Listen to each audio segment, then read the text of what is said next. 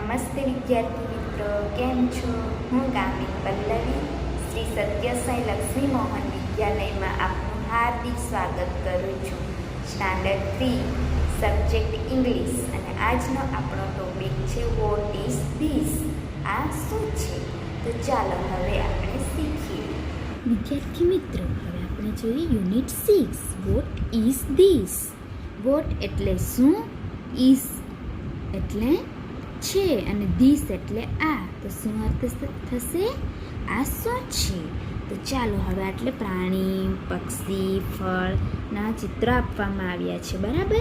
તો હવે આપણે શું કરવાનું છે કે આટલે પ્રાણીનું ચિત્ર છે. શાનું ચિત્ર છે? પ્રાણીનું. તો આટલે કોણ છે? આ હાથી છે. હાથીનું ચિત્ર છે. તો આપણે ક્વેશ્ચન કરવાના છે કે વોટ ઇઝ ધીસ?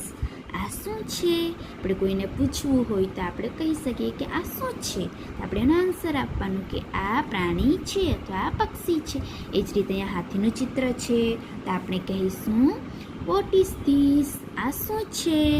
તો આન્સર આવશે ધીસ ઇઝ એન એલિફન્ટ. આ હાથી છે. બીજું શાનું ચિત્ર આપવામાં આવ્યું છે? પક્ષીનું, બરાબર? પક્ષી છે ને, દેખાય છે ને તમને પક્ષીનું ચિત્ર? તો હવે આપણે ક્વેશ્ચન કરીશું વોટ ઇઝ ધીસ? તો શું આવશે? આ શું છે?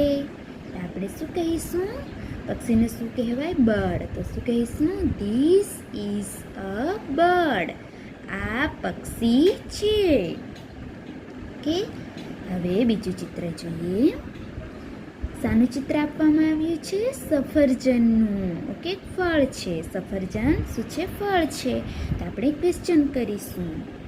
Okay, what is that? હવે ધીસ અને ધેટ તો આપણે શીખી જ ગયા છે. હવે આપણે ક્વેશ્ચન કરવાનું છે ધીસ પરથી અને ધેટ પરથી. તો ધેટ એટલે પેલું. તો હવે શું કહીશું? Vote is that? પેલું શું છે? તો આપણે શું કહીશું? That is an apple. પેલું સફરજન છે. કે હવે બીજું ચિત્ર જોઈએ. શાનું ચિત્ર દેખાય છે તમને? વાંદરો છે. શાનું છે? વાંદરો છે. તો આપણે ક્વેશ્ચન કરીશું વોટ ઇઝ ધેટ? ઓકે, પેલું શું છે? આપણે શું આન્સર આપીશું? That is a monkey. પેલો વાંદરો છે. ઓકે, હવે આપણે શીખી ગયા ધીસ અને ધેટ પરથી ક્વેશ્ચન કઈ રીતે કરીશું.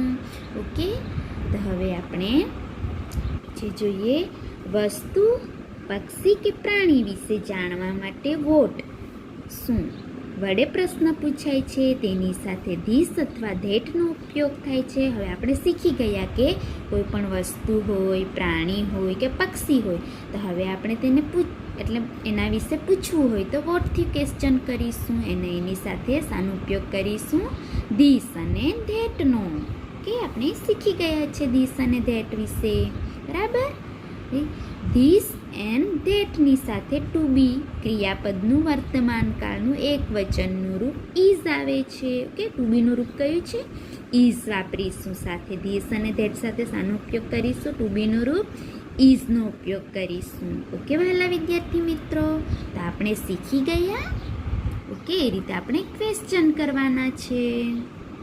એટલે એક હું પેન્સિલ મૂકું છું, બરાબર? તો હવે પેન્સિલ હોય અને હું તમને ક્વેશ્ચન કરું ઇઝ ધેટ પેન?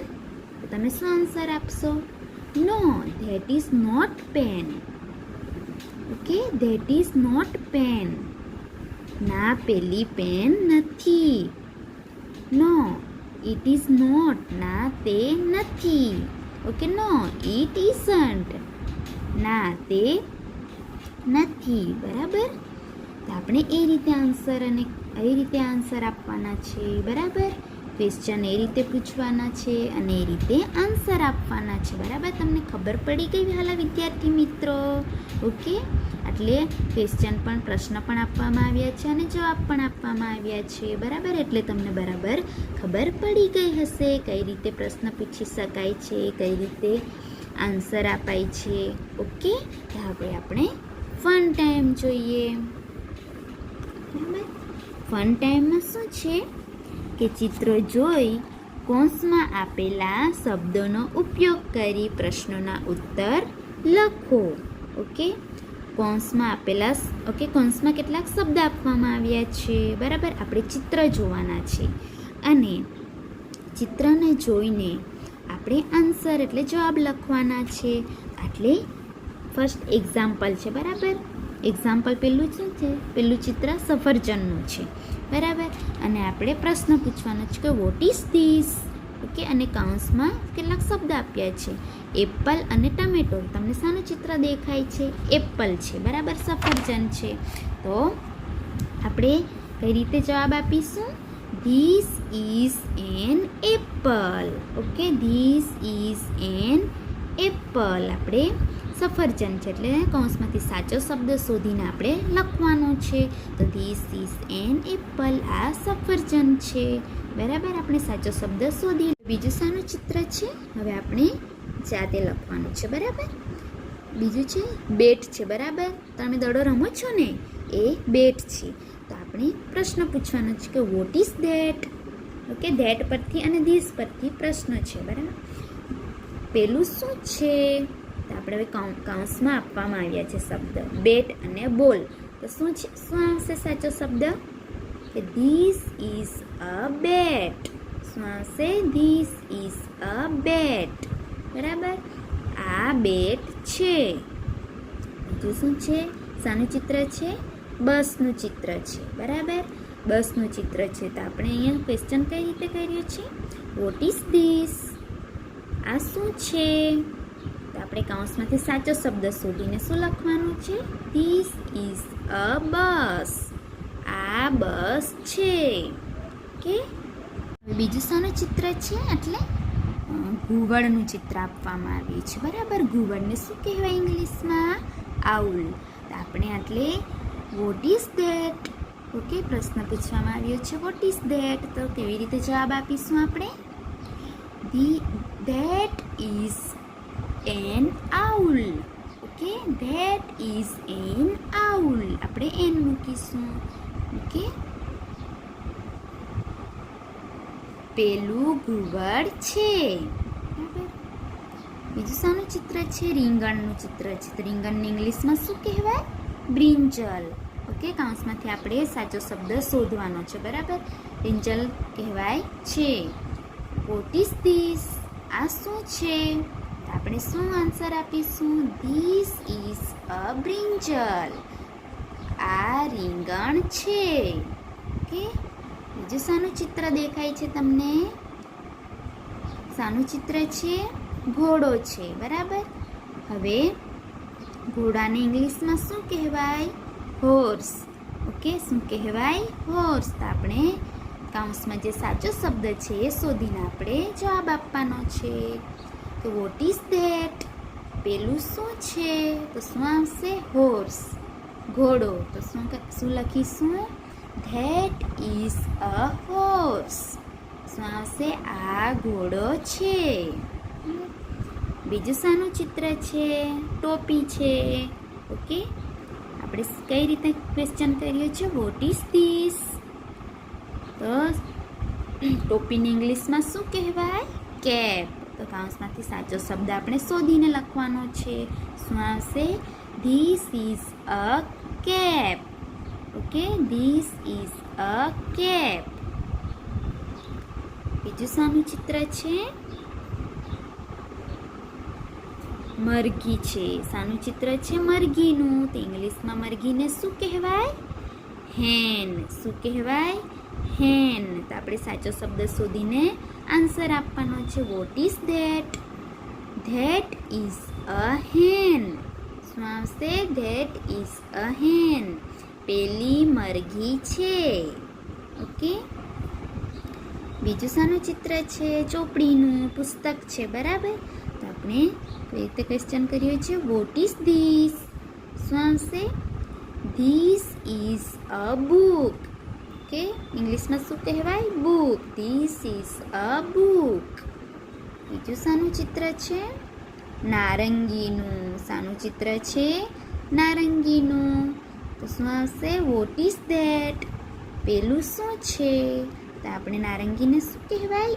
ઓરેન્જ. તો કૌંસમાંથી સાચો શબ્દ શોધીને આપણે જવાબ આપવાનો છે કે that is an orange. Okay, હવે આપણે બીજા જોઈએ. ઓકે, તો બીજું શાનું ચિત્ર છે? આટલે ટ્રેન છે, બરાબર. તો આપણે ક્વેશ્ચન કઈ રીતે કરીશું? Vote is this? ઓકે, આ શું છે? તો આપણે સાચો શબ્દ શોધીને લખવાનું છે. હવે શાનું ચિત્ર છે? બીજું ટ્રેનનું ચિત્ર છે, બરાબર. તો હવે કઈ રીતે ક્વેશ્ચન કરીશું? Vote is this? આ શું છે? તો ઇંગ્લિશમાં શું કહેવાય? ટ્રેન. આપણે કઈ રીતે જવાબ આપીશું? This is a train. આ ટ્રેન છે. કે બીજું શાનું ચિત્ર દેખાય છે? ઈંડું છે, બરાબર. ઈંડું છે. તો આપણે ક્વેશ્ચન કઈ રીતે કરીશું? Vote is that? પેલું શું છે? તો ઇંગ્લિશમાં શું કહેવાય ઈંડાને? એગ. શું કહેવાય? એગ. તો આપણે જવાબ કઈ રીતે આપીશું? That is an egg. શું લખીશું? That is an egg. Okay, આ ઈંડું, પેલું ઈંડું છે. ઓકે, બીજું શાનું ચિત્ર દેખાય છે? પતંગનું. શાનું ચિત્ર છે? પતંગનું. આપણે કેવી રીતે ક્વેશ્ચન કરીશું? Vote is this? પેલું આ શું છે? તો ઇંગ્લિશમાં શું કહેવાય પતંગને? કાઇટ. ઓકે, એટલે કૌંસમાં આપવામાં આવ્યા છે, તમારે શોધીને લખવાનું છે, બરાબર. કાઇટ. તો કઈ રીતે જવાબ આપીશું? This is a kite. આ પતંગ છે. બીજું શાનું ચિત્ર છે? બોલનું. Okay, what is that? પેલું શું છે? આપણે જવાબ શું આપીશું? ધેટ ઇઝ અ બોલ. પેલો બોલ છે. ઓકે, હવે બીજું શાનું ચિત્ર છે? પેનનું. ઓકે, પેન જોઈ શકો છો. ઓકે, તમે વોટ ઇઝ ધીસ? આ શું છે? તો આપણે સાચો આન્સર શું હશે? પેન. PEN, pen. તો આપણે કઈ રીતે જવાબ આપીશું? This is a pen. આ પેન છે.